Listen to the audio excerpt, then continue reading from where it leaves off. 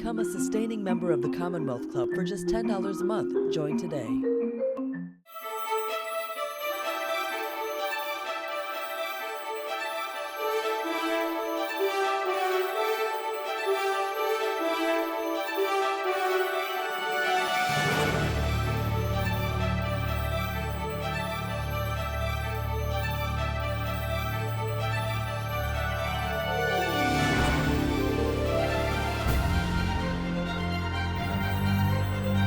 Hello and good afternoon. I'm Dina Temple-Raston, and I'm a senior correspondent at a new news service called The Record by Recorded Future. And we're building what we hope will be the Bloomberg of cyber and intelligence news. And you may recognize me, though, from my prior job. For the past 15 years, I've been a correspondent at NPR, working on terrorism, cyber, and most recently, investigations. And I've spoken at the Commonwealth Club before, but today I'm going to be your moderator, and I'd like to welcome club members to this event. And as we're all aware, tomorrow is the 20th anniversary of the 9/11 attacks. And rather than look back, our panel today is going to look forward and talk about what they see as the key threats that we face today, 20 years after 9/11. Our panel was put together to view the threats through a number of different lenses. Janet Napolitano, I'm sure you all recognize, was the Secretary of Homeland Security, the first woman to hold that office. She's the former governor of Arizona, former president of the University of California, and now a professor of public policy and the director of the Center for Security and Politics at Berkeley. So I need to say, go Golden Bears. Amy Zegart is a professor of political economy at the Stanford Graduate School of Business and a senior fellow at the Freeman Spalloli Institute for International Studies, a senior fellow at the Hoover Institution, and the author of an upcoming book called Spies, Lies, and Algorithms. And last but not least, Anthony Romero, the executive director of the ACLU and author, among other things, of In Defense of Our America, a book that took a look at civil liberties post 9/11. So with that, let's dive in. And I was going to start with you, Secretary Napolitano.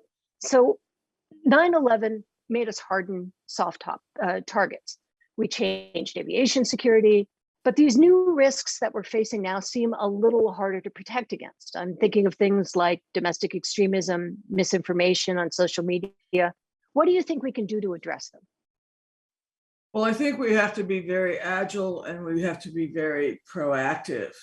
We need to develop better ways to predict and prevent when individuals are moving from thought and belief to actual action or violence. And we also need to think about risk more broadly. For example, there are a number of risks related to climate change. And as we've seen that expressed this summer in wildfire and hurricane. And I think that also goes to the safety and security of the American people. And finally, new technologies, both cyber, biotechnologies, all kinds of new technologies, which can be used for good, but can also be misused for bad. So there's a lot of preventive work, proactive work that needs to be done. So Amy, let's talk a little bit more about that. You know, we've been watching the polarization of the American public develop right before our eyes. Technology platforms have been stoking those fires. You know, at The Record, we've been talking about this idea that the internet used to reflect the world, and increasingly we're seeing it the other way around, that the world is reflecting the internet. And one of the things I mean by that is like what happened on January 6th at the Capitol. What do we do about that? Well, I think, Dina, first, it's great to be with you. It's great to be with my panelists. It's great to be at the Commonwealth Club. And I'm so glad we're looking forward as well as backward to look at the threat landscape of today. Let me answer your question by picking up on a thread that Secretary Napolitano talked about, which is, you know, we're in a very different world today. After 9/11, there was a lot of talk about whole of government. So DHS was stood up to really facilitate whole of government approaches. But now with cyber threats, misinformation, polarization, we need whole of society approaches. So one of the critical differences is the role of the private sector. So we know, the private sector owns and operates 85% of that critical infrastructure, much of it exceptionally vulnerable to cyber attack. But we also see these internet companies like Facebook and Google, they're not just victims of cyber attacks, they're vectors of cyber attacks. And so they're policymakers. So we need an expansive definition of policymakers today, not just people with security clearances in Washington, but people in these tech companies who are now have to share in that responsibility of protecting the country. And that's difficult because they answer to global shareholders, not American voters. So when the executive order came out, I want to say in the spring, and it seemed to be bringing a lot more of the private sector into the tent. Do you feel like that's going to be a solution, or is this just going to be more of the same? We've been trying to get the private sector into the tent for some time. Well, yes, and public-private partnership is a phrase people love to say, but often doesn't mean very much. It's got to mean more. So cybersecurity basic protections, like we saw with Colonial Pipeline, they can't be voluntary standards anymore. There has to be a much higher bar for organizations that are so critical to the safety and security of our country to get their cyber hygiene in order. So I think if we look at, again, looking back and looking forward, if we look at the organization of our federal government and our society on September 10th, 2001, it was nowhere near where it needed to be when it became. I think we see the same thing with cyber. This is a September 10th moment for cyber in the United States. We are not organized. We are not equipped in the way that we need to be to defend and respond to cyber attacks. Interesting. So Anthony, let's talk about January 6th for just a second, because in a way that's so inextricably linked to social media and cyber and the internet. So there have been about 700 people who were arrested for playing some sort of role in the January 6th attacks. And only about several dozen cases have actually been resolved in some way. Do you think there should be a domestic terrorism statute?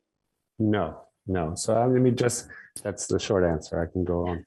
Let me Please also do. join Professor Ziegard and Secretary Napolitano and you and thanking the Commonwealth Club for hosting us. And it's not the same club I visited years ago. And when I came last there to talk about a very similar issue, I think it might have been the 10th anniversary. So here I am at the 20th, but it's great to be in such great company with great minds.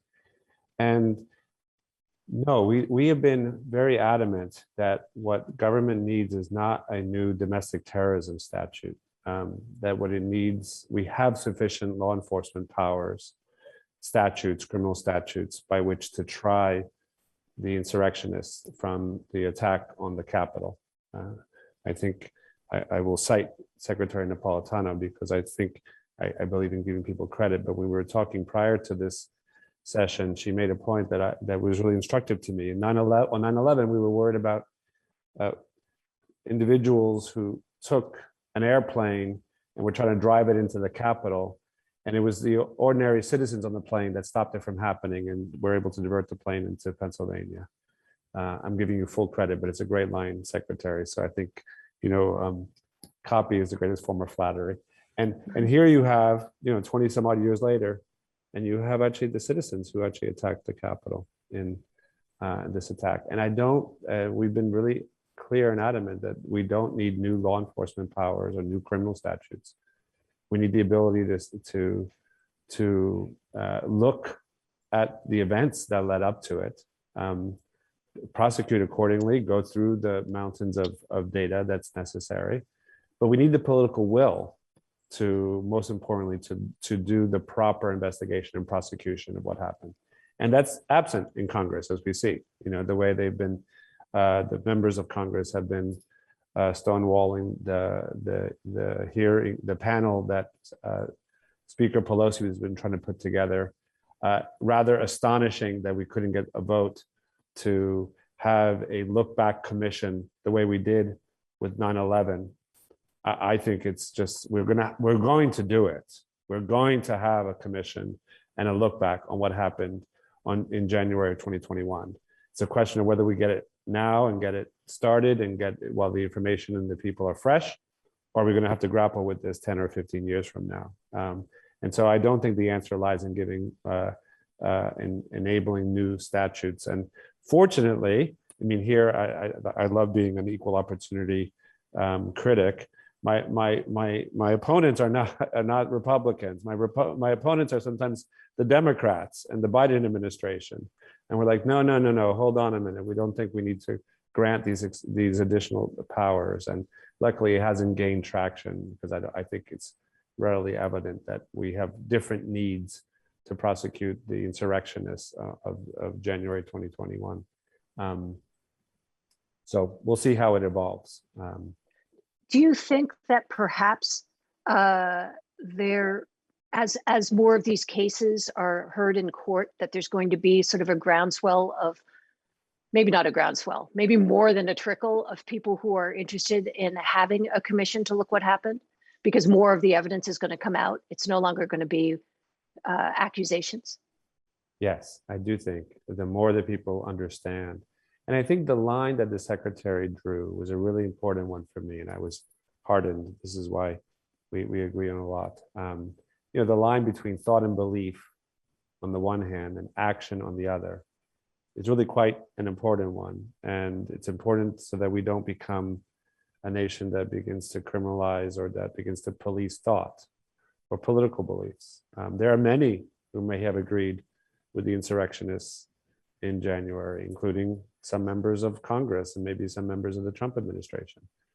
But we really have to keep a very keen eye focused on, it's very different when you believe something versus the kind of the criminal action of storming the Capitol, breaking the doors, attacking the police officers, you know, trespassing in offices, taking computers, hunting members of Congress, literally hunting on the Capitol grounds. And the idea that we are not even willing to have that type of reckoning, I think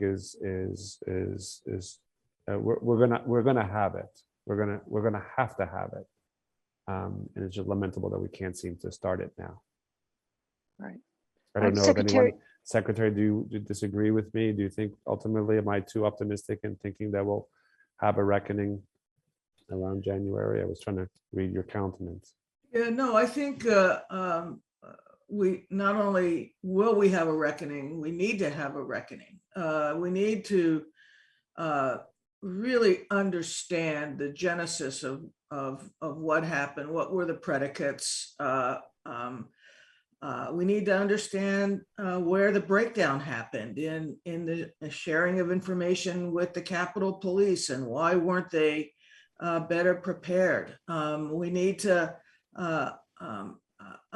understand the damage that was actually done to the Capitol, and to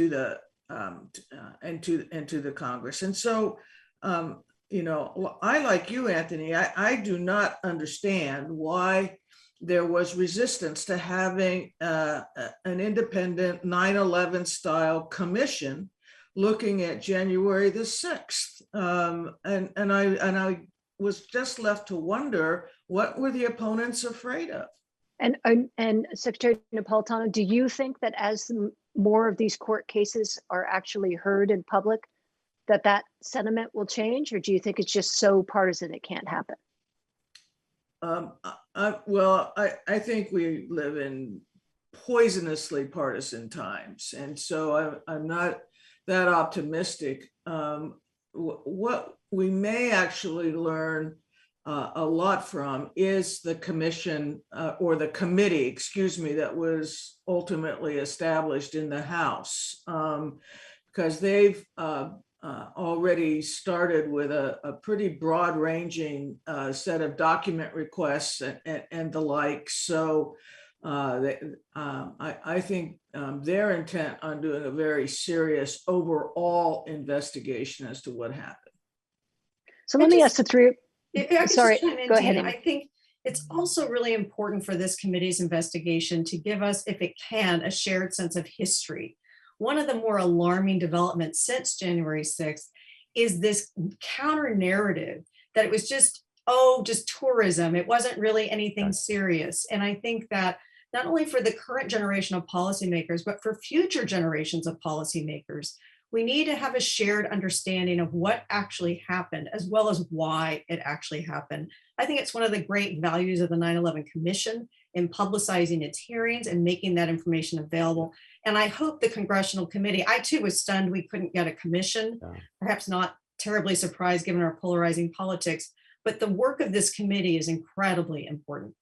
And I would have thought, I mean, I very much appreciate Professor Ziegler. I very much would have thought that some of the establishment in the Republican Party would have been more adamant and outspoken about it, because I think the silence is more damning than I think the facts would be. I mean, I developed a relationship with Jared Kushner when he was in the West Wing working on criminal justice reform and the First Step Act, and we didn't agree on a lot, and we sued them a lot more than we were able to agree on. And yet, I have to believe that the individuals who served in government, who want to make sure that the record is straight, that such an inquiry is going to help them in terms of their standing in the history books. And so I've not discussed this with Jared. If I did, I wouldn't kiss and tell. That's not my style. But I think it, for all of the leadership, to kind of really get to the bottom of it so that it doesn't hang over as a cloud. And I think it's critically important for the functioning. I do think it will. Perhaps I'm just overly optimistic and naive, but I do think that ultimately we'll come back to reckon with this. And there was resistance, as we all remember, to the 9/11 Commission in the early days. I mean, that we didn't get that done very easily, and slowly, bit by bit, you had Senator Feinstein and the Democrats and the Republicans come together, and I think all to the good. And the fact that it was bipartisan and that it had multiple people from different levels of government with a very large staff that produced, how long was the report? I forget, 700 some odd pages? This thick. Yeah. Yeah. I had to, And very well written. And the thing is that it was unanimous. Every word was agreed to by every member of the commission. and there was a lot that was at stake in that report. We were talking about the illegality of government action. I don't know. I've heard it asserted, because it's always on MSNBC and elsewhere, and I don't believe everything I hear on cable TV, but it's not clear to me that this was, commissioned or committed at the highest levels of our government in the way that torture was. And yet here we were able to both do the torture report and the 9/11 report, really investigating what was objectively criminal conduct. And we were able to do it in a bipartisan way. Certainly we ought to be able to do it here. And let me just sort of put this umbrella over it as well, is that this extreme partisanship seems to be becoming a security risk in and of itself.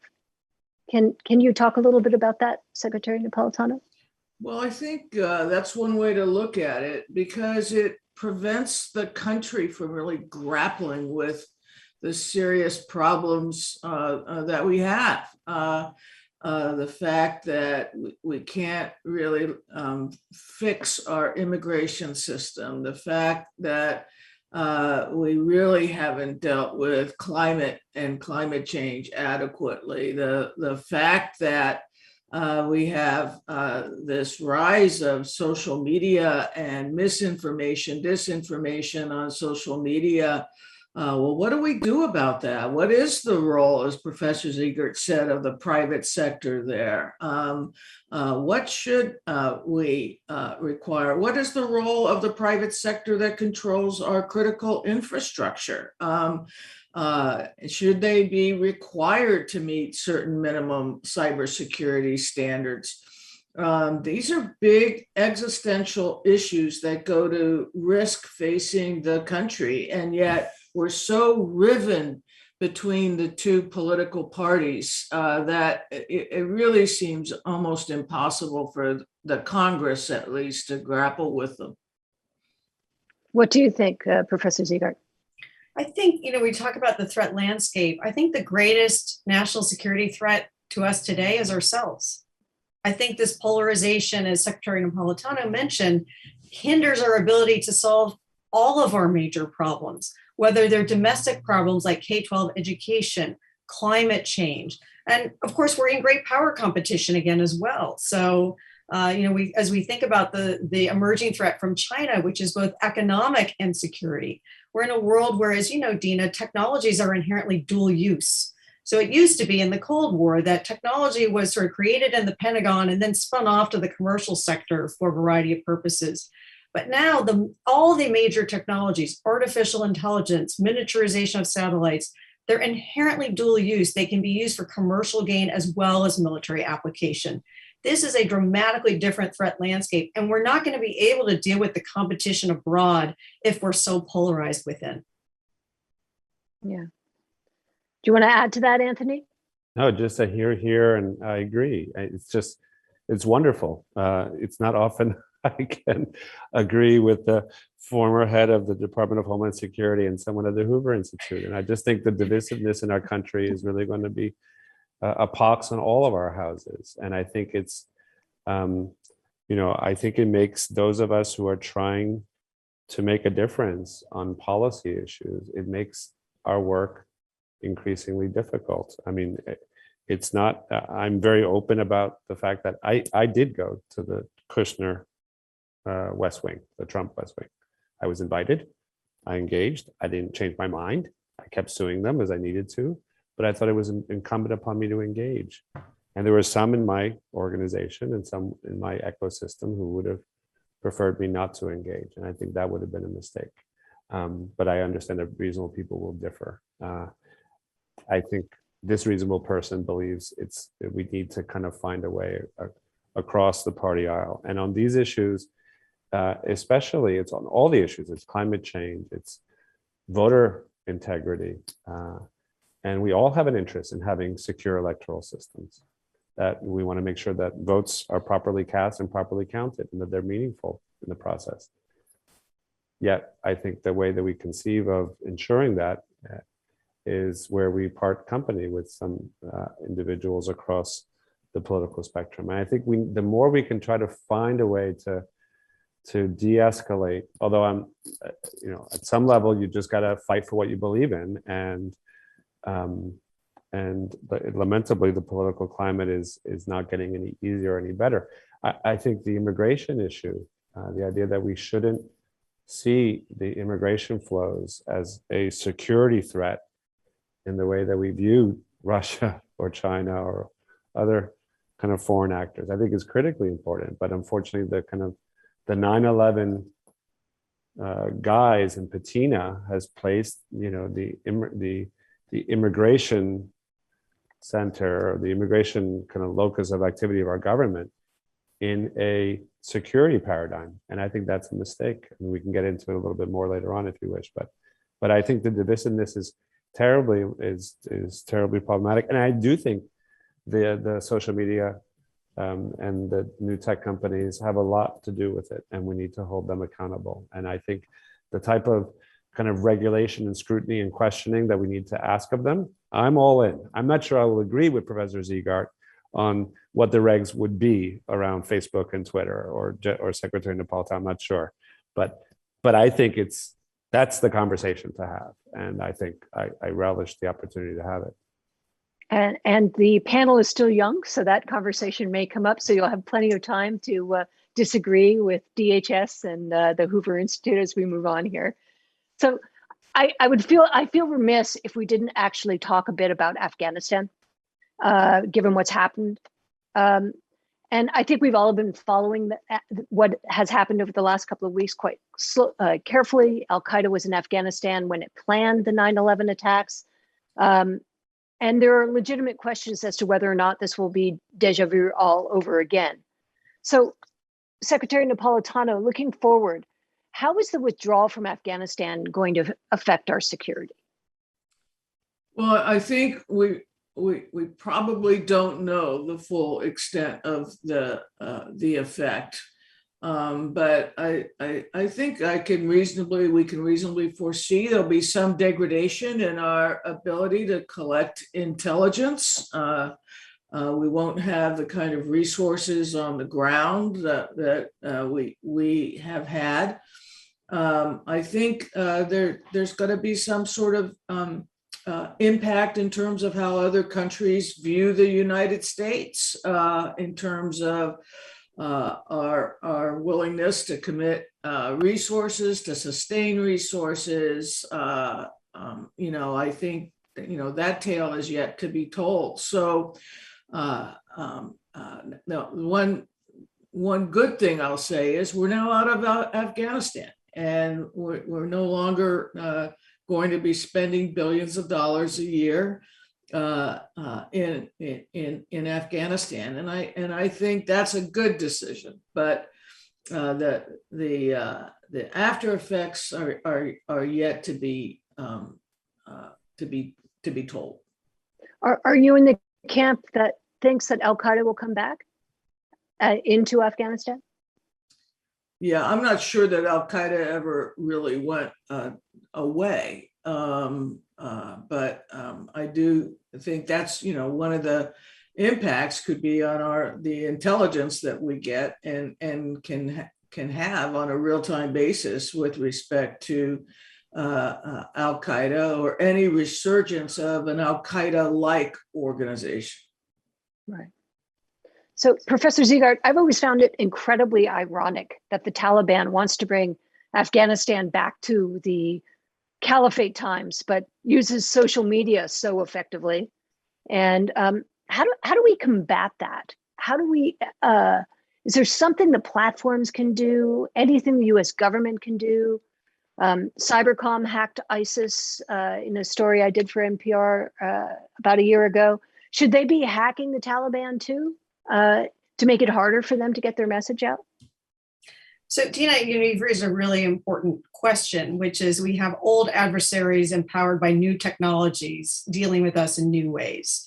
So it's not just that emerging technologies are the tools of Russia, China, Iran, and North Korea, the most active in cyberspace, but they empower everybody. So this is a new battleground, and it's a battleground for recruitment. It's a battleground for our minds. How do we deal with that? I wish I had a really good answer for you. I think what we're seeing is Cyber Command leaning much more forward in hacking our adversaries and taking the fight to foreign networks before they come here. I think it's the right move. It's not enough, but I think it's a move in the right direction. We know we didn't deter a whole lot by sitting back and playing perimeter defense here in the United States because it doesn't work in cyberspace. But the key question, I think, for whether it's stopping terrorists in their recruiting or stopping Russian election interference is psychology. How do we think about inoculating our society from being manipulated at scale? Because what we're talking about is tools of mass deception in cyberspace, whether they're utilized by domestic actors or foreign actors. So how do we then harness the insights of psychology to understand what keeps people from getting manipulated? How do we know these things when we see them? And how can we use that capability to erode the efforts of foreign actors like Al Qaeda? So I think Cyber Command has started down that path. But if you look at the Facebook Oversight Board, for example, there's not one expert in psychology on that board, right? We need to, what's the right expertise to deal with this moment? It's not where the expertise was in the Cold War, even exactly where it was post 9/11. We have to think more expansively. Yeah, one of the terms I've heard out of Arliss about this, the University of Maryland think tank, this is known as cognitive security, trying to secure the 6 inches, or in your all cases, 8 inches between your ears, that makes people persuade you to do things. And Anthony, this is a bit of a bank shot off that, but we've seen a lot of these ransomware attacks. We've seen stolen information from nation state actors. Yeah. The NSA and Cybercom have said they're fighting with one hand behind their back because they can't what we call sniff or take a look at domestic networks. And they have to be outward facing, as Professor Ziegart said, perimeter, what did you call it? Perimeter defense, which is a really great term. So given current events, do we have to look at this again? We can always look at it again. It's a question of how we decide it. And I guess I would part company with some of the recommendations that have been made that we need more surveillance to answer the threats of like the SolarWinds attack or others. I'm not convinced. And I think it's a preferable role for me to play the skeptic in this process. But I do want to come back to a second on Afghanistan. The ACLU doesn't take a position on war. Our issues around the declaration of war is only from a process perspective, because that power is entrusted to Congress. And so our concerns have always been about whether or not when we go to war and the authorizations of the use of force is insufficient specific in terms of the enemy or the geography or the target. And when we raise concerns, there are procedural concerns, not kind of substantive concerns about the proper reason to be in Afghanistan or leave.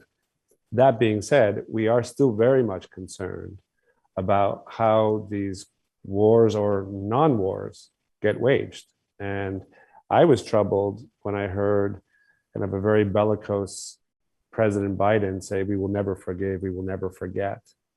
And it was indeed evocative of the way in which President Obama used excessive executive power in targeting what we believe was an extrajudicial killing of individuals outside of the specter of the battlefield. And it was a place where we really did part company with the administration at the time.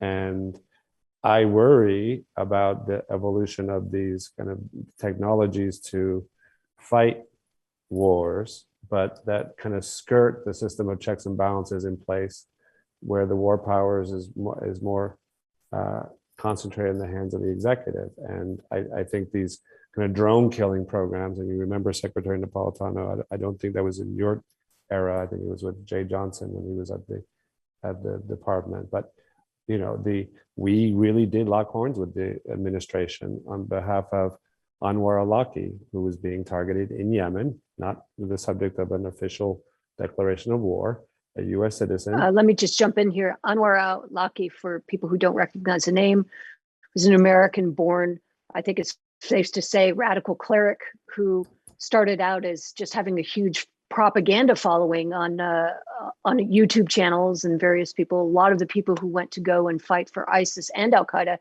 had a connection to Anwar al-Awlaki. Go ahead. And Sorry. And he was on the government's target list. They even bragged about it, that he was on their list, and that the president himself was reviewing who was on the list and authorizing it. I found that breathless at the moment. Usually one works very hard to keep the commander-in-chief's fingerprints off of such an operation, but this time they were kind of very explicit and saber rattling. And Anwar al-Awlaki's father came to us and said, "Won't you please try to do something? Why is his government hunting him down outside of an active battlefield without judge, jury, or kind of where's the innocence of the benefit of innocence?" And ultimately, we lost that litigation, and he lost his life, including Anwar al-Awlaki's son, who went to find his father and was mistakenly picked up by one of these drone attacks. He was also a U.S. citizen.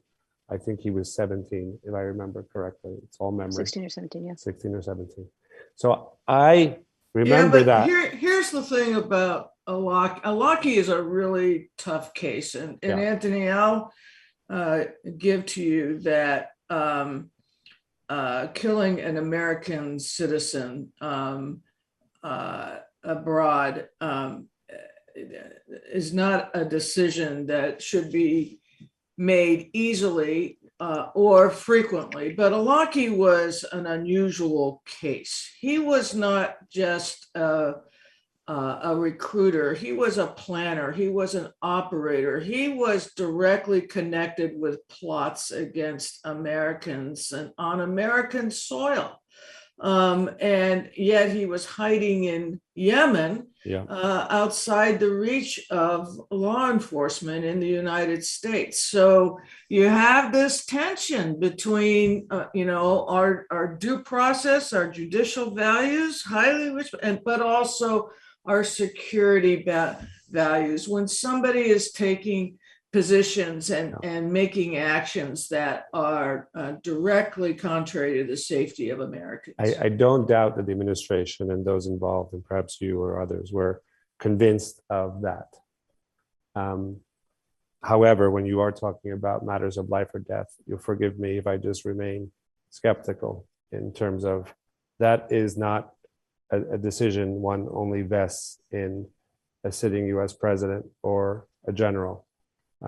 That we do believe these due process rights and the innocence until proven, you don't get a chance to release them if you get the evidence wrong. There's no way to conjure him back on earth. And so I'm just still stunned by the, and again, I was very critical of of President Obama. I'm an equal opportunity critic. It's why I don't go to many dinner parties. I don't get invited out much more. The pandemic has been perfect for me because I just get to stay in my dining room where I am now. But I think it's something that concerns me. I've had these discussions and debates and even sometimes polite arguments with friends like Harold Coe and others who I know I disagree with. But that being said, I mean, I want to go back to the question you asked about, do we need to think differently about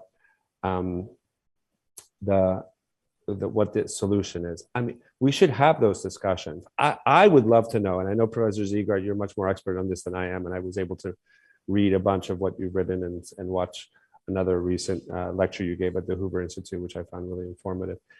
But I haven't yet been fully convinced, and maybe folks can send me information or correct me, that the events that led to the SolarWinds hack was really kind of a lapse in intelligence authority powers or just a lapse in intelligence gathering.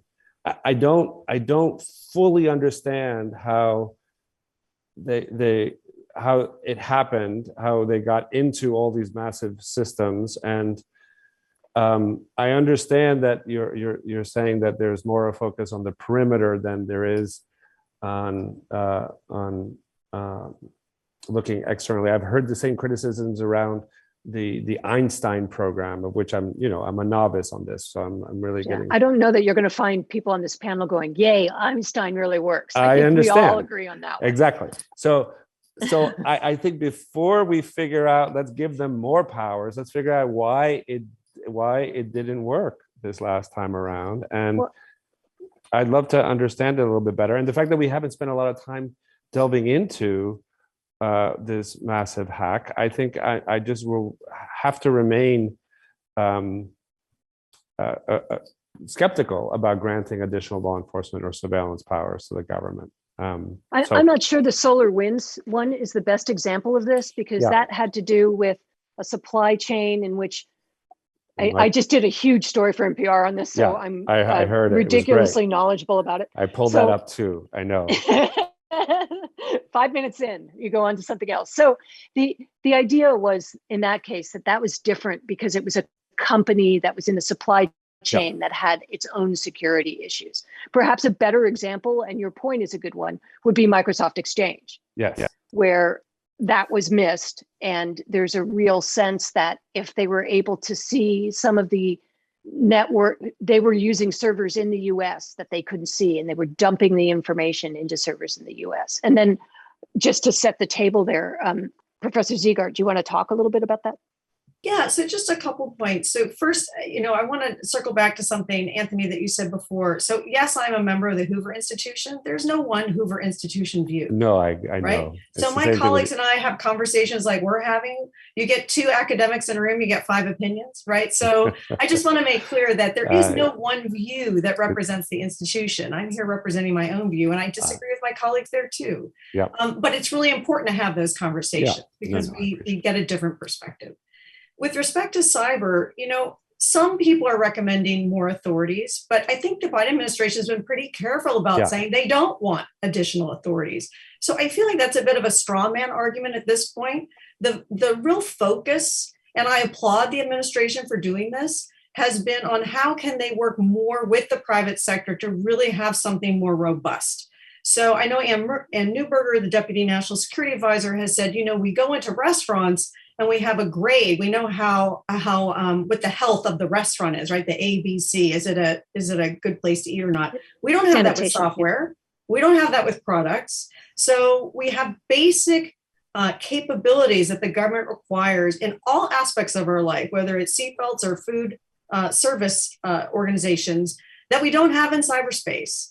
And that is leaving our country exceptionally vulnerable to massive theft of IP and to potential crippling attacks on our election infrastructure and other things. So if we think about what's the biggest threat that keeps me up at night now, it's cyberspace, right? This is an arena where it's empowering the weak, and the strongest are actually the most vulnerable because we're so digitally connected and we have these freedoms of a democracy that makes us susceptible to manipulation. But I also So think can I agree, but can I just jump in for a second, a two-finger intervention? I mean, I agree and I disagree because I think part of the reason why some of these systems are insecure is because the government likes it that way. I mean, because it creates back doors for them to exploit ways into systems that they were that allowed them to do their, whether it's perimeter or other type of surveillance. And in some ways, it's both the idea that they create opportunities for the government to conduct surveillance that they otherwise wouldn't be able to do.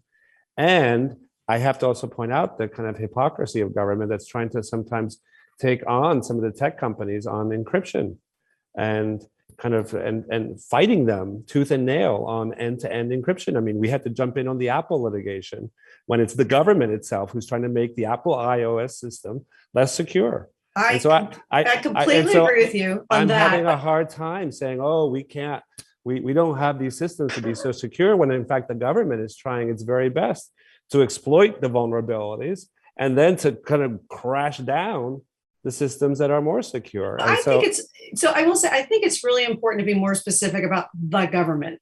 The government is not a monolith. There were really different views within the US government about that Apple FBI. Should Apple be forced to weaken its own encrypted products for law enforcement to access the cell phone of a person who killed other, in a terrorist attack? There was vigorous debate within the US government, within individual organizations. So not everybody believes in weakening encryption in the US government. And it's really important to be specific about that. And in that particular case also, in a lot of ways, that's a terrible case to use. I know it's the one everybody does, but it wasn't even his phone. It was the state's phone. Right. And the state had given permission for it, right? So there were like all these things that would have made it not be quite as expansive as what you're talking about, Anthony. So that case, everybody sort of talks about it as being the big Apple encryption case, but there were all kinds of things about it that actually weren't as crazy as they seemed on the surface. Yeah. Where I will agree is also going back to kind of, being an equal protector critic, equal opportunity critic, is these oversight mechanisms within these companies are a complete joke. The Facebook oversight board, I mean, come on, right? It's, it's just, they make little recommendations to Zuck, and then he sees whether or not he wants to even abide by them. And it's just, there's some wonderful people on the board. I know some of them, and they work hard on it, but it's not as if you can really think that that's a proper check and balance on the place. And it's a lot more window dressing than it is kind of an accountability mechanism. I mean, but maybe it's a it will start. evolve. Isn't it a start? Yeah. So we give him credit for the start, but I think most people would land around the same place. Amy, let me ask a question a little bit differently than Anthony did. This is the question he was getting to in terms of government, the monolith, reaching in. During the Microsoft Exchange hack, the Chinese hackers had put backdoors on tens of thousands of systems of like mom and pop shops, dentist office, malls, schools. And the FBI was able to get a court order that allowed it to sort of reach in to the internet more generally and grab these web shells or these backdoors off all these systems without asking for permission first. And you could say this is for all the right reasons. Is it worrisome that they did that? Well, I think, Anthony would be surprised, and I'm probably going to agree with him more than he might think. In that particular case, I think it was the right thing to do, but there's always the concern that once you give the government agencies powers for all sorts of good reasons, that conditions change and then those powers remain. And then how are they going to be used? We see this with the use of local law enforcement with AI facial recognition systems, right? So not a lot of accountability there either. So the question is, how can we have rigorous oversight mechanisms so that there is accountability, whether it's legislative branch oversight or executive branch oversight? And there, I think process really does matter. I suspect Anthony and I may disagree about things related to NSA warrantless wiretapping after 9/11, but there was oversight. And I think that the American people didn't believe in the oversight regime. So congressional oversight has to be more robust. It has to be more rigorous than it is. And there are very weak incentives for Congress to exercise oversight over technology. Most members of Congress are lawyers, they're not engineers. The technology is complicated, and it takes the thing most valuable for a member of Congress, which is time, right? So I think it's naturally hard to get good oversight over these areas. Secretary Napolitano, if you'd been sitting in your secretary's seat when this Microsoft Exchange thing happened and CISA came to you, the agency that sort of helps watch over these sorts of issues, and said, hey, I think the FBI needs to go in there and grab these web shells. And we don't have time to tell every single one of these people that we need to do it. And I'm not saying that I'm on either side of this. What would have been your response? My response would have been to say, how extensive is the breach? What kind of time would it take?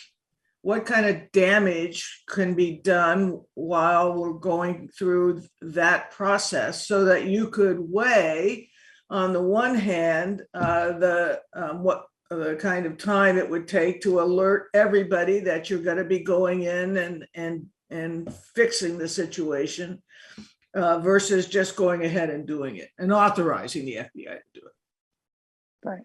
Yeah. And I guess the other thing I should say is, yeah, the point I want to make is these questions we're talking, they're not easy. They're not black or white for the most part. They're very situational, and you really have to dive in and understand what the risks you're trying to mitigate and the costs and benefits of the decisions you're being called upon to make. yeah, and just putting one more layer over that decision for people who might not have been geekily following this in the same way I was. There was a real concern that there was going to be a second wave of attacks, which would be ransomware. So your dentist office, your mom and pop shop, all these different places would all of a sudden find their systems locked up. So it wasn't just that the web shells were sitting there. It was a concern that the next thing would happen, which I'm sure would have been in the calculus if you had been in the seat and they'd been asking you. Oh yeah, for sure. What do you think, Anthony? What do you think about the FBI getting a court order and actually changing things on the network without permission? I know you're not a big geek. I'm just sort of on No. I've been trying to. I have to wait for Professor Ziegard's textbook to come out before I can kind of pretend to sit for this exam. But I've tried to brush up on it. I mean, look, it was a necessary solution to kind of a problem at the time. I'm a pragmatist. I sometimes get criticized from the left because of it. Don't like it, but I understand it.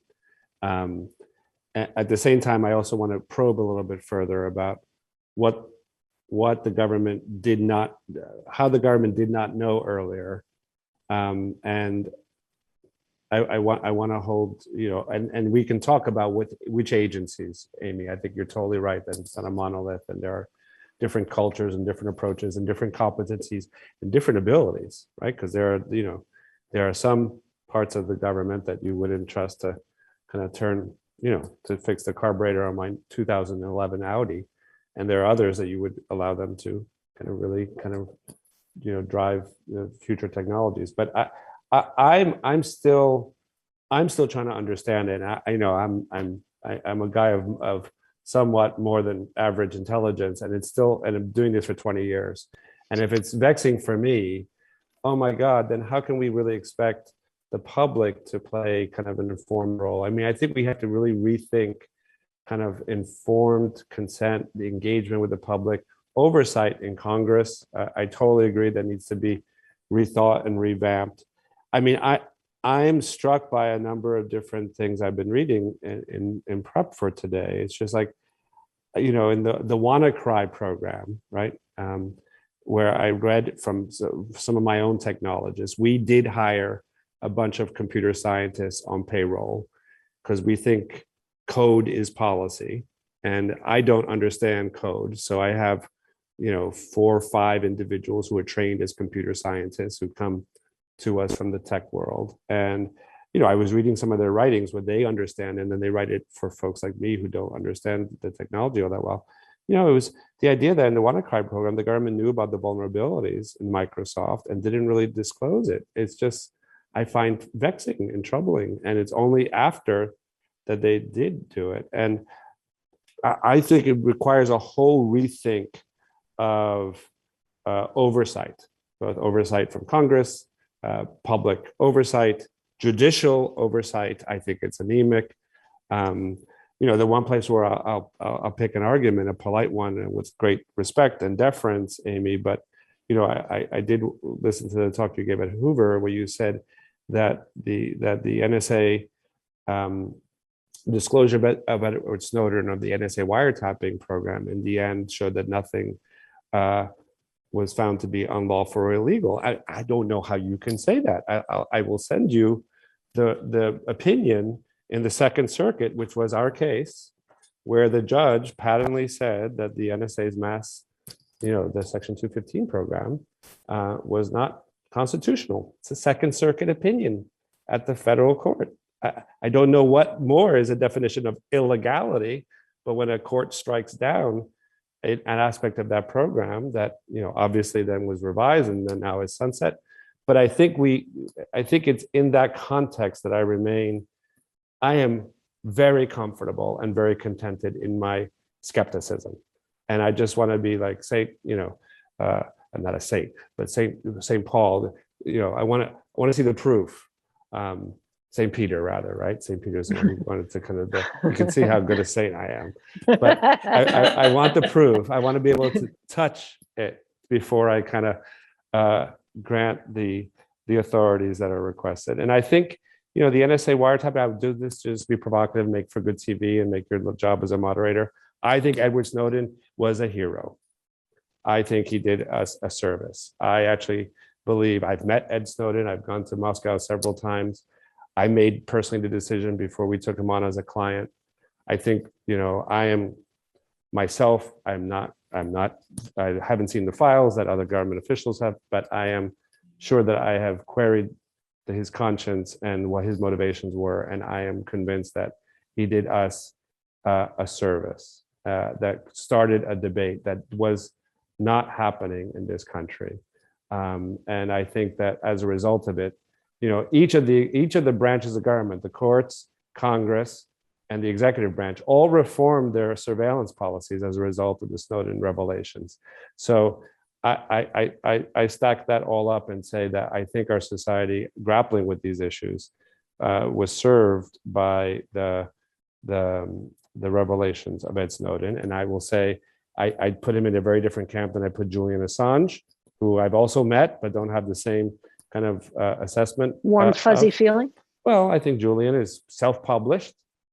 He felt like he knew what was going to be in the public interest, and he just took the data and just put it on the web and then let it all play out as it did. Ed took all the data and then turned it over to the newspapers and the outlets. And then the editors of these publications made a decision of what was in the public interest. And there were programs and there were revelations that were never publicly revealed because the New York Times or Der Spiegel or the Washington Guardian Post. made a decision that it was going to harm the public interest, and so never ran stories that we might know about, that we as his lawyers might know about. So I hope that kind of got everyone's energy going at my No, that's time. good. That got us right down the Yeah. Snowden rabbit hole. Before we get any further down the Snowden rabbit hole, which is deep and wide, Yeah. would Professor Ziegart or Secretary Napolitano, do you want to just respond to that? And then we'll sort of climb out of this hole and go onto our 9/11 retrospective. Sure. So it will surprise no one that I completely disagree with what Anthony said. Respectfully, I do like having these conversations. I think Edward Snowden was a traitor. I don't think he was a hero. I think there's a lot of evidence that suggests that he didn't just take what was in front of him for altruistic reasons because he believed in democracy. He stole information that was classified. He used social engineering to acquire information that had no relationship to mass surveillance or privacy. It just damaged the United States. More than 1 million documents that he revealed. So I think there was grave damage. Bipartisan reports suggest there was grave damage to the United States as a result of his illegal theft and revelation of classified material. So I think Anthony and I are never going to convince each other of the other one's view, but it's an important conversation to have. With respect to the legality of warrantless wiretapping, I will say this. I think that what we saw was American democracy working. That once some of these programs were revealed, there was a real discussion in Congress. There was a national review by the Obama administration, which, by the way, found the programs were legal, right? But there was discomfort with the extent of some of what the NSA was doing. And so that box, right, those lines were redrawn for the agency. And we have a different regime now as a result of that democratic discussion. That's the best of our democracy functioning, right? When we have these things where we have a deliberative body come in and draw new rules around which the American people are comfortable. But I will say this, I'm really concerned. And the reason why I wrote this book, and I'm now teaching a new class at Stanford, go Cardinal, sorry, Secretary Napolitano. But the reason I wrote this new book is that I think the American people don't know much about the intelligence community. And we can't have a reservoir of support, of serious conversation, of serious oversight in ignorance. Most of what we know about the intelligence community, people learn from the movies. And that is a dangerous state of affairs for the United States. Secret agencies always have this tension operating in democracies, right? That is a natural tension. And we have to have understanding and education for that, for us to be able to grapple with what Secretary Napolitano talked about, the costs and benefits, the difficult trade-offs that policymakers have to make. And they can't do that with an ill-informed policymaking and public community. You know, one thing that I would add to that, without expressing my opinion on Snowden, but the problem of overclassification within the government. So, and that creates its own area for mischief. And the plain fact of the matter is that those who are stamping those documents never get punished for stamping something top secret. But if they don't, they could suffer. In other words, the incentives are not in the right place. And to me, one of the things I saw when I was secretary was just a tremendous overuse of the classification system. The one thing I would add, I mean, not to kind of continue a discussion, a disagreement, but I agree that we began to see democratic processes work as they should as a result of the outcomes, both Congress and the federal branch. You know, even President Obama said that we were having a healthy debate. I think he commented it that way. It was his words, if I remember correctly. I think the only thing I might disagree on is that, and maybe this it ties back to the overclassification issue and the lack of a window into the process, is that for private citizens to challenge policies, when you're kind of completely in the dark, it's really hard to kind of find a way to kind of challenge them in court or in Congress. And you know, the Ed Snowden revelations, I'll just say this and then we can move on, because I don't think we're going to disagree, but I respect that we will disagree, and I understand where you are coming from, Professor Ziegart. But we tried to sue under the NSA wiretapping, the surveillance program, you know, Section 215. We brought a lawsuit, we got bounced out of court because we had no standing. The very first document that Ed leaked was a particular, we had searched, we had dozens of potential plaintiffs in the first lawsuit. But because I couldn't show that we were subject to the type of surveillance that we knew was happening, but that we were not knowledgeable that whether the plaintiffs were the subject of that surveillance, we were bounced out of court. First document Ed released was a Verizon business order that showed an NSL with customers of the Verizon Business Network. Guess who has a contract with Verizon Business? The ACLU. So immediately I got standing. First document out of the Ed Snowden tranche.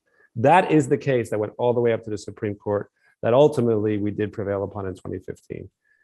Ultimately, we couldn't even get into the arena without that first document. So I think we talk about the need for checks and balances, and I just think we need to kind of think strategically and creatively about how do you create the apertures and the data that allow people to contest it. But I think it's a useful Well, discussion. I need to pull us back to Okay, I you need to bet. pull us back Sorry. to 9/11. And I mean, this is an interesting and important conversation. And let's be honest, NSA and cyber and all these things are the threats that we're looking at now post 9/11. So it's not really quite off the beaten path here, but it's a little bit. And for people who have just joined us, I'm Dina Temple-Raston, and we're talking with Secretary Janet Napolitano, Stanford's Amy Ziegart, and Anthony Romero of the ACLU about Homeland Security and security 20 years after 9/11. And so we've talked about the risks of polarization. We've talked about cyber. We've talked about Afghanistan. We talked one way or another about Edward Snowden. But I think that we'd be remiss if we didn't talk about two legacies of 9/11 that we're still dealing with today. And that is one, the Department of Homeland Security, which was created in 9/11's aftermath. And I think Secretary Napolitano, you told me it was the biggest government reorganization since 1947, which was kind of an amazing fact. And then the second legacy is the military commissions at Guantanamo. So let's start with DHS. Secretary Napolitano, since we have you here, if you could wave a wand, which I know DHS secretaries can do all the time, and fix one thing at DHS, what would it be? I would, if I had a magic wand, I would separate border security from interior immigration enforcement and leave border security to DHS. It's very consistent with its mission, air, land, and sea. And I'd put interior immigration enforcement back in the Justice Department. What do you think, Anthony? Because I know that immigration is one of the things that you've. Is that how you would like to change DHS? If you could only wave your wand to get one. I might go a step further. I might grab the wand from Secretary Napolitano's hand and see if I can move more of the immigration service out of the Department of Homeland Security. Maybe tell me why that's important in the Well, in the context of 9/11.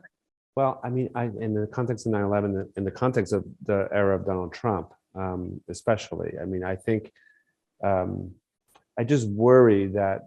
I mean, I'll start philosophically. I'll be quick. The idea that we deal with the immigration arm of the government as part of the threats to the homeland, I always it was too much for me to kind of to countenance and to accept. And even when we had good people in charge, like Secretary Napolitano and Jay Johnson and Governor Ridge, I think did a very fine job as in his best. But I have trouble with that part of our nation, the Emma Lazarus, Statue of Liberty in the Department of Homeland Security. So I would probably take more out and maybe grant it within DOJ or in the State Department. I don't know. I also think that I was concerned. I mean, part of what I was a bit provocative on this one too is that I was watching the department secretary in the waning days of the Trump administration, and I was aghast at how DHS agents were being used, what seemed to be very political purposes that were giving me shivers down my civil libertarian spine. The deployment of DHS agents in Portland. Yeah. The Yes, sweeping of people off the streets. You know what? Totally agree. And I with was you. just like, oh, so that I was done with the Yeah. department at that time. I'm just like, let's break the whole thing apart. We're ending the forever war. Let's end the forever Department of Homeland Security and get some security get a different way of thinking about security. And so I was worried. I mean, otherwise the military had already backed off from being Donald Trump's lackey in the context of Lafayette Park. Excuse me for being so crass, but that's what I saw, right? And so they kind of realized we have to get out of politics and back into kind of the the neutral zone for the military. So Lafayette Park was a moment for them. So after Lafayette Park, the only thing that the president had left to command and control was DHS. And I was just like, oh my God, this is the biggest, this is the second biggest agency, and there's a Third. lot to third. Okay. So I think I would go further, and let's have some oversight and some hearings, and let's have the conversation. We created in the aftermath of 9/11. It is very much a 9/11 legacy. Let's revisit it. If we're leaving Afghanistan, let's revisit it all. Let's shut down the military commissions. That's where you were going, Dina. I don't think they haven't worked. That was you're going with that question. I don't say that you have an opinion, but they haven't worked. It's absurd. I was reminded by one of my staff, we are still litigating in front of the military commissions. We spent $13 million representing defendants in the military commissions. They're in pre-trial motions still. It's for 20 years. For 20 years of 20 plus pre-trial motions, years. yeah. Well, and the 9/11 what's family members ironic deserve there better. is, remember in 1993, there was an Al-Qaeda based truck bomb in the basement of the World Trade Center. Correct. I remember. And it was investigated by the FBI, and Right. they identified the plotters. They were arrested. They were all tried in federal court in the American judicial system. So that system has been proven to work in a terrorist type situation. And I think we were perhaps too quick to set it aside when we established Gitmo. But I think there's one thing I can add, Dina, if I could for a sec, is that one of the things I want to kind of put a spotlight on is so many of the national security policies and the war on terror responses. Really, the weight of that felt most acutely, at least domestically, on the Muslim, Arab, and the MEMSA South Asian communities. And I think we need to draw back have a conversation that we were having, but we were not really willing to kind of have as openly as we ought to now that we're not in the heat of the moment. But there's really a lot of these national security policies, the no-fly lists, the voluntary questioning of young Arab and Muslim men between the ages of 18 and 33 that Bob Mueller and the FBI kind of undertook, really requires a kind of it's ironic that all these kind of liberals and progressives, that's who I will name, right, flocked to the streets and to the airports when Donald Trump passed the Muslim ban, right? Which was a Muslim ban, which we challenged in court and lost ultimately because he fixed it on the third try. And everyone was aghast that, that he was targeting Muslim countries. Oh my God. But let's remember the policies on the war on terror and a lot of the domestic screening, the no-fly list. You look at who they're actually, the laws passed on charitable giving, the impact that had on Muslim charities in particular. We issued a report in 2009. And so I don't think we can talk about the 9/11, even if we're looking forward, because part of the racist baggage of the 9/11 policies on the MEMSA and on the Muslim, South Asian, and Arab communities are still the legacy that we've got today. And I think it's a different moment. I think we should have a more kind of a more fulsome conversation about it. And I know, Amy, some of your scholarship has looked at actually the impact on communities, on people, which I think we have to, it's so easy to have a national security discussion and not ever talk about individuals, except if they're kind of like notorious kind of defendants. But there were massive numbers of people implicated by these policies that I just think bears mentioning for us. So thank you for allowing me the frolic and detour on it. We had talked at the beginning of our conversation a little bit about domestic extremism. Yeah. Amy, how do you see the law and law enforcement sort of shifting? There's clearly a shift. I think that the January 6th cases, if I can just add my opinion for a second here, the January 6th cases are going so slowly because they're trying to figure out what that pivot is going to be and to be consistent. Given what you've done in the past about the way communities were focused on post 9/11, what do you think is going to happen with this?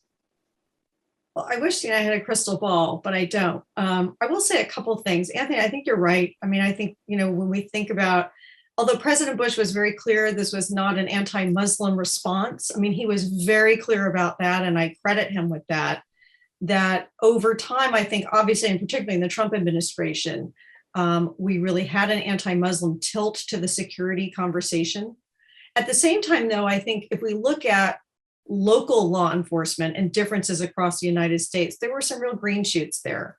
So I was part of a board created by the LA Police Department after 9/11, and it included leaders of the Muslim community. And the thinking then was that we have to engage the Muslim community and in support and collaboration, and that's the key, not only to who we are as a people, but to protecting the nation. And that was much more successful than some other models. So I think there are some bright spots in the response, but a lot of dark spots in the response too, is particularly in the Trump administration. And I do think that George Bush said the right things. He went to the Islamic Center in Manhattan.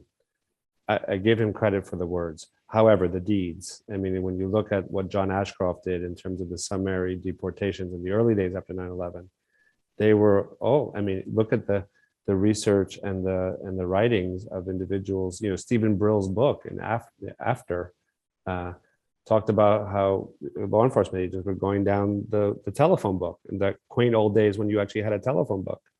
And so I agree that there was at least a difference in the official statements from the Bush administration compared to the Trump administration. But I just think that it all came home to roost with the Trump administration. So we were not, I wasn't as surprised that would become kind of a scapegoat that the president would use in a very nativistic racist way. I don't use that word lightly. It took me years before I would use the word racist to describe the Trump administration. My colleagues were often critical of me because I would be reluctant to use it. But I think ultimately when you saw what played out and how they actually conceptualized policies, it was rooted in kind of views of ethnicity. So I think, So- to Go get ahead. back to your question, I think, there are a couple takeaways. Number one, with the Trump administration, we see that so much of our democracy was rested on norms and not formal authorities, formal processes. And we see the dangers when we rest on norms, that where the weak spots are in our democracy. In terms of domestic terrorism, I think the FBI director has been very forthcoming about the domestic terrorist threat that we face, that it's much more serious, has accounted for more lives lost than jihadi terrorists coming in from the outside of the United States. So it's a real and present danger. It was, as Secretary Napolitano, I'm sure knows, before 9/11 in the 1990s, when we talked about, in the early 90s, when we talked about terrorism, it was domestic terrorism, Oklahoma City, for example. And the challenge here again is organizational too, right? So we have a National Counterterrorism Center, one of the success stories of the post 9/11 reforms, focused on international terrorism. We have the FBI focused on domestic terrorism. What happens when there's more of a nexus between particularly extreme right-wing groups, domestic and international? How are we going to fill those scenes in a way that is cognizant of American civil liberties? These are hard challenges, and we're going to be facing them in the days ahead. Right. So, and when you say a nexus, so for example, alt-right groups in Germany or something like that, inspiring people here. Yes. Right. So let me just remind people who are listening to the conversation that you can go to the YouTube chat and ask questions. And as soon as I get them, I'll ask them for you. And let me try and just switch the conversation a little bit, because I'm an optimist, very unjournalistic of me to be, but I'm a diehard optimist. I wanted to end on a more hopeful note. And Secretary Napolitano, Professor Ziegart, you're teaching students now who weren't even alive during 9/11. How do they learn from 9/11 in a visceral way? Well, Yeah, I'm actually co-teaching a course on security policy here at Berkeley. And we just had a lecture on 9/11. I had them read the 9/11 Commission report, which was revelatory to them. That report was written in a way different than other government reports. It was written as narrative history. It tells the story, and it's very powerful. And it's been a very impactful report. The recommendations from that commission, most of them have been turned into reality, with the exception of relieving some of the number of congressional committees that have oversight over the Department of Homeland Security, which is in excess of 100 committees and subcommittees. But That's too few. So, oversight can be overdone, I must say. But we began with the seminal document, which is the 9/11 Commission report. And then I described for them what I was doing on the morning of 9/11. I was the Attorney General of Arizona, was in Phoenix, waking up, getting ready for work. And all of a sudden on NPR, they announced that a plane has hit the World Trade Center. And I think it's an accident or something, and then a second plane hits, and I think, this doesn't sound like an accident to me, and then all heck broke loose because we had questions out in the States. The governor wanted to know whether she could activate the Air National Guard to fly protection around the nuclear power plant outside Phoenix. Could she shut the border? Should she cancel school? Should we cancel the Major League Baseball game that night? And there was nobody in Washington, D.C. to call. There was no playbook. And so we were really starting from scratch at the state level. And so that's how I introduce our students to 9/11. So Dina, I wrote a piece recently in the Atlantic about teaching about 9/11 since 9/11. So on that day, I was in California and saw the World Trade Center towers collapse on television as I was feeding my kids breakfast. And as a professor, the only thing you know how to do is teach, right? We're trying to make sense of the world. That's the business we're in. And so I drove to campus and with some colleagues held a seminar. And, as I wrote, we didn't have good answers that day about what went wrong. I had written about intelligence and studied intelligence before. I didn't have good answers, but I had questions. And what I realized from my students that day, and there was so much emotion in that classroom, people were crying. I mean, I remember it like it was yesterday. But what I remember most is that it was okay not to have answers in the moment, that asking questions together and inquiring together and having a conversation together, that community learning is an act of community, that was enough on that one day. When I look now, and my own daughter is a freshman in college, and so I'm very acutely aware of how old I am and how she didn't live through 9/11, and everything I say is very outdated, like the Peloponnesian War. When I think about students today, I think it's really important to show them, not just tell them. And so thanks to UCLA, I got a grant for a research assistant to put together a montage. And it's awful to watch, right? It's very emotional. 4 minutes, what it's like to live through the day, watching newscasters as they're discovering what's happening, watching New Yorkers covered in the dust, right, from the World Trade Center collapse as they're evacuating the city, stunned, watching policymakers, watching the Pentagon on fire, 4 minutes. And I show that, and they don't have to watch it, right? But I show it, and almost everybody does. And you can see, I've had giant football players with tears streaming down their face after they watched this 4 minutes. I want them to feel what it was like to experience this day because it was so important for our nation. And then what I do, it's not just enough to have them live through it, but then I say, now here's your assignment. You're a member of the National Security Council, and you've got to decide what to do. Because that's what our policymakers have had to do. And I think we often forget, I'm a political scientist. We treat political science like it's Spock-like. You have options, you try to maximize the benefits and minimize the costs. But policymakers sitting in those seats, carrying the burden of government, are human beings, and they're doing the best they can. And to try to understand with some empathy how hard it is to make those foreign policy choices is a critical part of teaching about 9/11 today, I think. So my first day at CNN in New York was September 11th, 2001. So so I never knew New York before 2001. I only know post 9/11 New York. So Anthony, let me twist just give the question a little tweak. Yeah. Young lawyers coming into the ACLU who didn't experience 9/11. How do you put that into a legal framework for them so they understand? I think luckily we documented a lot of what we were doing in real time, both in our legal actions and in annual reports. I pulled out the annual report from 2002, which was January, right, 3 months after, and it kind of chronicles it in real time. And luckily, the organization takes, we're 101 years old, and so we take the history kind of somewhat seriously. You actually learn a lot from your own history. The ACLU was born out of the Palmer raids, very similar moment as 9/11, where the immigrants at that time were being deported by Mitchell Palmer.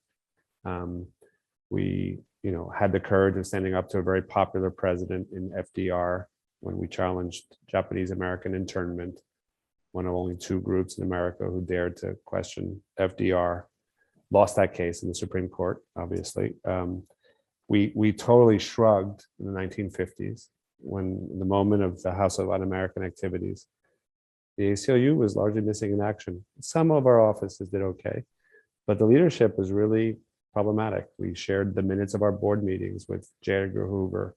We expelled communists from our board. We kind of shrugged because we were worried about being shut down by Hoover. And it was that history that kind of, for me, was instructive. And like, oh my God, I don't want to be the guy who's like the guy who was running this place in the 1950s. I want to be like Baldwin with Korematsu. And so I think if you pass down that history well enough, and we have an archive that is rather thorough, and then the clients and the communities. I mean, I do want to say that part of what I don't think we have fully dealt with was the impact on the Muslim in South Asia. I know it sounds like a broken horse, but we were literally pulling a broken record, rather. Sorry, English is my second language, so sometimes I mix the metaphors. My father would do that, and I actually spoke English first, but I use that as an excuse. But we were targeting kind of. I mean, it was John Ashcroft was literally rounding people up. Most of them, South Asians. We couldn't get the data from our own government. Where I got the list of people who had been detained and then summarily deported? I got them from the embassies, especially the Pakistani embassy, because I figured out that the Vienna Convention meant that our government was probably informing the embassies and the consulates when they were deporting people. So I was able to write to the ambassador, the consular general of Pakistan in New York. I'm like, do you have a name? Do you have the lists and the names and the phone numbers of the people that Ashcroft is deporting? I was litigating to get it from the US government. I got it from the Pakistani embassy. And then I tracked them down in Pakistan with a documentary film crew to show that these were shopkeepers and cab drivers and newspaper stand owners. And these were good people that we just totally kind of ripped up in our moment of racist xenophobia and deported them because we were wanting to kind of keep us safe from another terrorist attack. And I think that the story evolves from there. But I think having to tell those narratives, I think it's great, Amy, that you show the images, because those images are important. And I'm a New Yorker. I was in DC on 9/11. I had just started the week before 9/11. Talk about timing. Me and Bob Mueller showed up at the job at the same time. And, we learned how to kind of really adapt. And I think the organization, I think the best we do is just to kind of make sure that we kind of ask the tough questions, even when they're unpopular. And it was liberals and progressives who were as afraid and as complicit in the silence. I mean, I need to say this so I don't sound like a kind of a partisan hack, which I really adamantly oppose any folks who put me in that categorization, because I really think our issues are bigger and broader. And but it was. I remember the conversations early on. Senator Wellstone, may he rest in peace, knew that the Patriot Act was bad law and said, well, we can't challenge the president. We just need to get behind him. Senator Kennedy voted for the Patriot Act. Only Russ Feingold voted against it. Senator Schumer, Senator Biden. And many of them knew precisely. Some of them I had personal conversations with. I'm like, no, this is going too far, too expansive, too quick. This was supposed to end on a happier note. So what I will say is, I think that history, I think that history is gonna help the next generation not repeat the mistakes of the past. There is something very different about, we didn't rush to judgment with the insurrectionists of this last year, right? The idea that we didn't rush another Patriot Act following the insurrection. I totally take your point, Amy and Secretary Napolitano and Janet, that does mean that the Biden administration understood that that's not what they needed or wanted, and they didn't ask for it. So that's a sign of success. I think the fact that there's a kind of a very vibrant civil society, and look, I teared up, in a positive, happy way. I know this sounds so crazy, but I'm a bit that way. When I was taking down my Christmas tree on January 27th, literally a month after the holiday, because I didn't have time to do it beforehand. And that was the day after the president had signed the executive order on the Muslim ban. And I'm taking down the ornaments that had dust accumulated on them because, they've been there for over a month. And when I saw people rush to the airports spontaneously, no one told them to go there. We didn't tell them to go there. No one told, people just spontaneously got into Ubers and cars and cabs, went to airports. And when you saw the sign saying, "We are all Muslims," I thought, we're going to be okay. Even with Donald Trump as president. God damn, progress. We're going to be okay. And I teared up, and I still feel like that's the arc of change. And we're not there yet. And I know that I'm not being, I don't want to be overly optimistic, but we'll be okay. We'll ask these hard questions, and we'll engage the way we need to, and we'll be totally fine if we ask these questions. Secretary Napolitano, could I just give you a last word here, and Professor Ziegart too? Something hopeful. I'm going to agree with Anthony. And we can and we must do better. But if we have the joint commitment to do better, we will. I mean, American history is full of ups and downs and twists and curves, but it does move forward. And Professor Ziegart, Amy? So turning back to students, I think what always makes me feel most optimistic is teaching students in the classroom. They're idealistic, they're smart, they're eager to learn. They don't take history as destiny. And they're open to crossing bridges that we might never think about. So one of the programs I lead at Hoover pairs military fellows and diplomats with current Stanford undergraduates. And the one requirement for our Stanford students is they have to have no prior exposure to the military or the State Department before. So you can't preach to the choir. You have to be building bridges to different communities. And so that's been an eye-opening experience for everyone. The students showed our military fellows last year that climate change was a much higher on their priority list than the fellows might have thought. And the students learned a lot from the fellows about what it was like to be them and to have to deploy to Afghanistan and Iraq and elsewhere. So whenever I get pessimistic, I just turn to undergraduates, and they're amazing with their optimism and their capabilities. Well, that's all the time we have for today. And thanks to all of you so much for a conversation that was uncongenial, but still was able to get points across. And I think that's an important way for people to see us talking about these different point of views, to be civil, even if you disagree. And I think we did that quite well. And thank you also to the Commonwealth Club, who hosted today's event. The club is going to be posting this video along with other relevant programs on its website, www.commonwealthclub.org. And thank you so much for being with us today. I'm Dina Temple-Raston, and this concludes our special virtual program at the Commonwealth Club.